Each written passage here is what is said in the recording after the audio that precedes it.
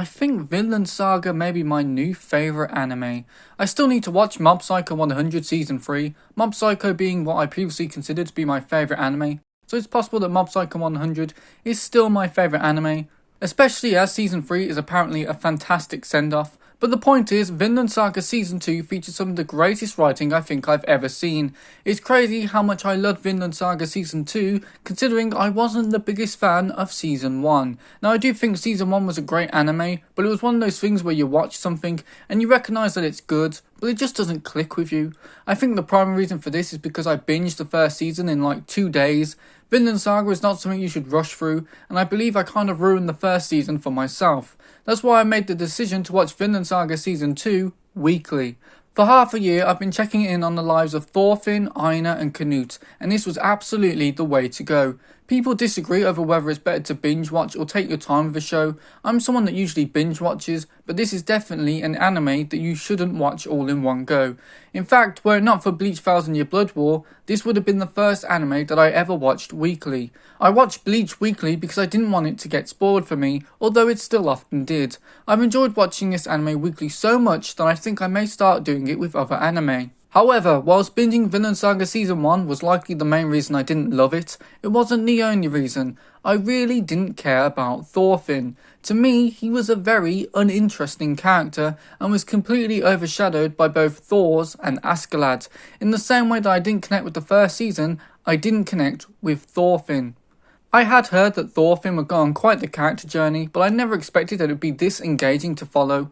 Thorfinn has potentially the greatest character development I've ever seen. Watching this guy go from an edgy teen who had no issue with slaughtering his way through anything and everything, to this broken husk of a man who doesn't seem to care that he's a slave, to this peace-loving man who refuses to even pick up a weapon. Thorfinn's journey of him becoming a much better man was beautiful and at times very moving. He feels such strong guilt for his actions that even just hitting someone now causes him great sorrow. Thorfinn's journey of repentance has just begun, and I really hope that we get to see his journey all the way to the end in future seasons. I won't lie, when I found out that Einar was English, I couldn't help but subconsciously root for him. It doesn't hurt that he's a really good character too.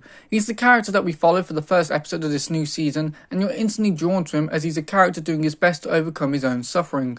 Unlike Thorfinn, Einar had no agency over his own life, and the horrible things that occurred to him were not his fault. One thing that I forgot about when watching this anime was that Einar really was a good man. That's because Thorfinn ends the season as basically the perfect human, that I forgot that he only ended up that way because Einar was the one that showed him how to truly live his life. It was a line by Peter where he said to Arnheid something along the lines of, "Can you believe we met two people like them?" referring to both Thorfinn and Einar. And I was honestly a little surprised that Einar was held in the same regard as Thorfinn, as the last few episodes had shown Thorfinn helping Einar out in the same way that Einar had originally helped out Thorfinn. But then I remembered everything that Einar had done this season.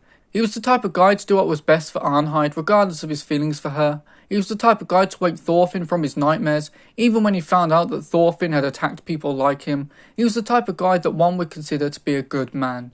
Einar was the best addition to Season 2 of Vinland Saga, and I really hope that we get to see much more of him going forward.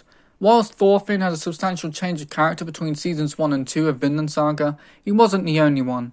Canute returns from Season 1-2, and this time he's a real villain, or at least a misguided antagonist. I'm aware that Vinland Saga is based and inspired by a lot of true events.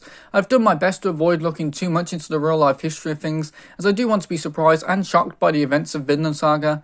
That said, I do know a bit about Canute and that he wasn't considered to be the nicest of people, which was a shock for me to learn after watching Season 1. However, after watching Season 2, it's very clear how such a man could be considered unpopular and not well liked. Gon is the effeminate shy boy from Season 1. In his place is this clever, commanding leader who will resort to anything to get what he wants.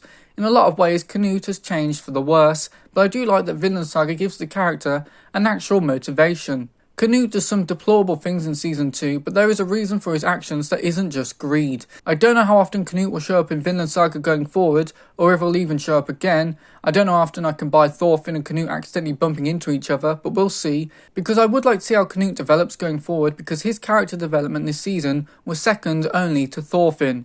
Arnheid didn't really get her moment to shine until the second half of the season. Arnheid is the emotional epicenter of Season 2's second half. We discover so much about her life from before she was a slave, and it's just as depressing and downbeat as everyone else's life. Everything to do with her and Garda was some of the most emotionally affecting stuff I've ever seen in an anime.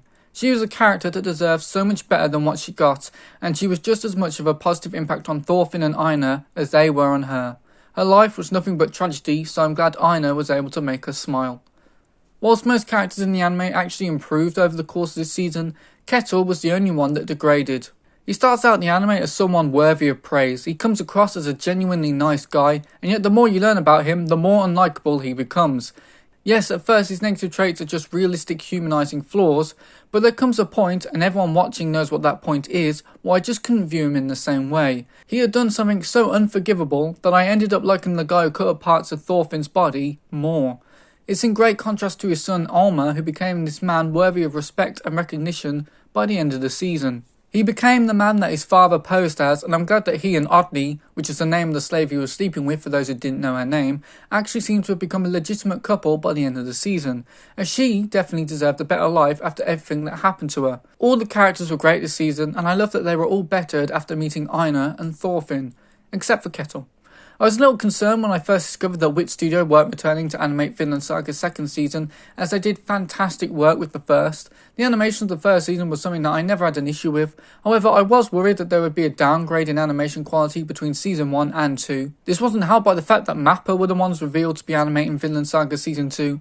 Now, MAPPA are one of the best animation studios working right now, but I still remember the downgrade in animation quality between Attack on Titan Season 3 Part 2 and Attack on Titan the final season Part 1. Now, this downgrade wasn't entirely MAPPA's fault, as they were given a limited time to make Part 1, and both Parts 2 and 3 have had great animation. It's just that I was worried the history was going to repeat itself and we'd have loads of CGI making up for the lost time. Fortunately, that didn't happen, and Vinland Saga received a great anime adaptation in its second season.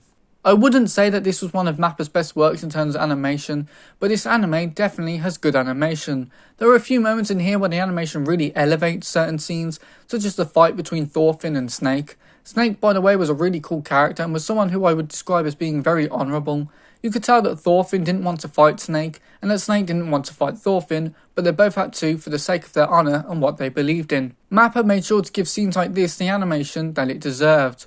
I'm glad that they were the studio that picked up the animation after Wit Studio, as it was very clear that there was a lot of love and care put into this anime, not just in the animation, but the detailed expressions on the faces of the characters and the framing of shots. There were some shots in this anime that just completely grab your eye and draw you in. Not only is the story in this anime beautiful, but so is the anime itself. I have no complaints about the visuals for this anime, except for the occasional censorship that was present.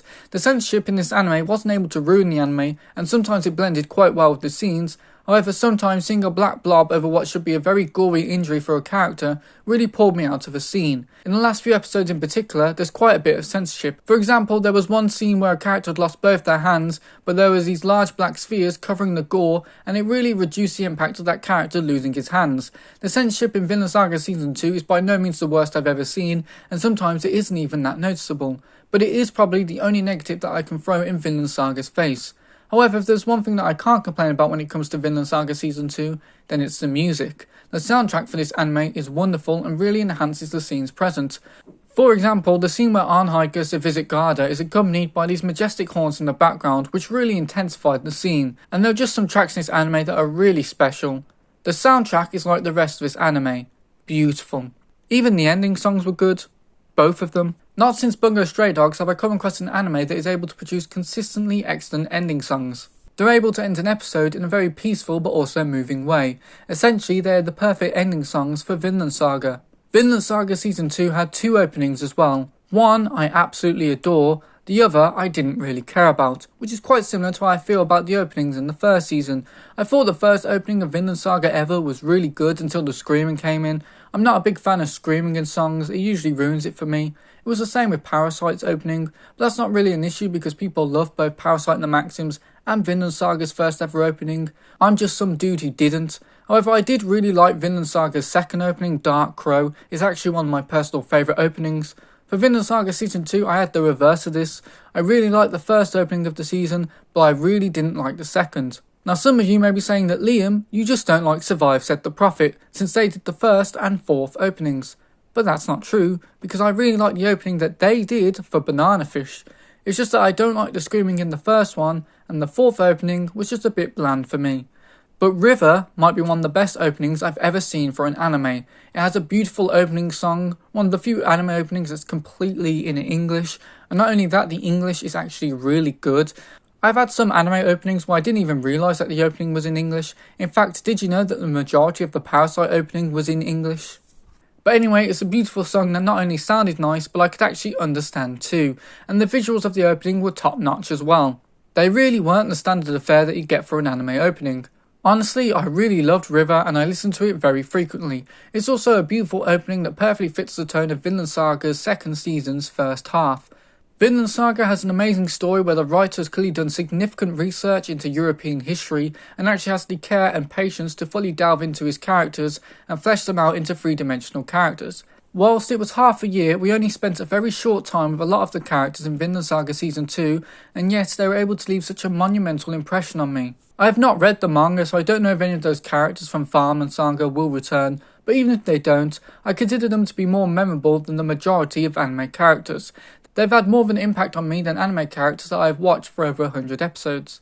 I'm crossing my fingers that we'll get a third season of Vinland Saga. It seems that the people working on Vinland Saga Season 2 really want to make Vinland Saga Season 3.